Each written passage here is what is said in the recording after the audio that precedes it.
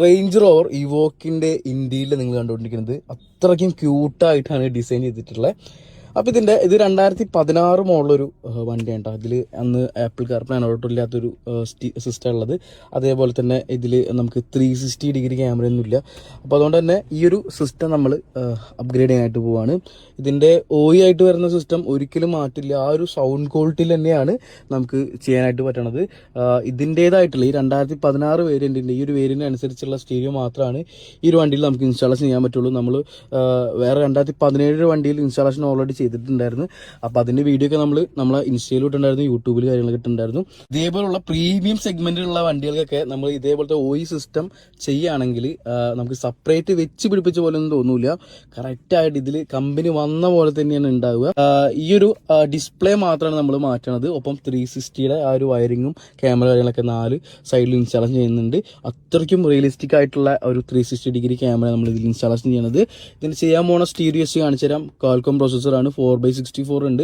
അതേപോലെ തന്നെ നമുക്ക് ഇതിൽ 360 ഇൻബിൽറ്റ് ആയിട്ട് വരുന്ന ഒരു സിസ്റ്റമാണ്. സെപ്പറേറ്റ് നമ്മൾ ക്യാമറ ഇൻസ്റ്റാൾ ചെയ്യുന്നതല്ല, ഇതിൽ തന്നെ വരുന്നതാണ്. ഒപ്പം തന്നെ 4G സിമ്മും കൂടി വരുന്നുണ്ട്. പിന്നെ വേണമെങ്കിൽ നമുക്ക് ക്ലൈമറ്റ് കൺട്രോൾ ഇത് മാറ്റിയിട്ട് നമുക്ക് ഫുൾ ടച്ച് സ്ക്രീൻ ആക്കാൻ പറ്റും. അത് ഈ ഒരു വണ്ടിയിൽ നമ്മൾ ചെയ്യുന്നില്ല. മറ്റേ വണ്ടി നമ്മൾ ചെയ്തായിരുന്നു, 2017 മോഡൽ വണ്ടിയിൽ നമ്മൾ ചെയ്തായിരുന്നു.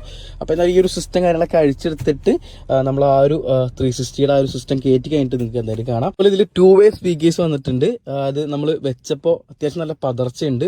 ഈ ഒരു 2 ഫ്രണ്ട് ഡോറിൽ വരുന്ന സ്പീക്കേഴ്സാണ് കൂടുതൽ പതർച്ചയുള്ളത്. കാലക്രമേണയുള്ള കുഴപ്പമാണ്. വേറെ ഇതായിട്ടുള്ള സ്പീക്കേഴ്സിൻ്റെ കംപ്ലൈൻ്റ് ആണ്.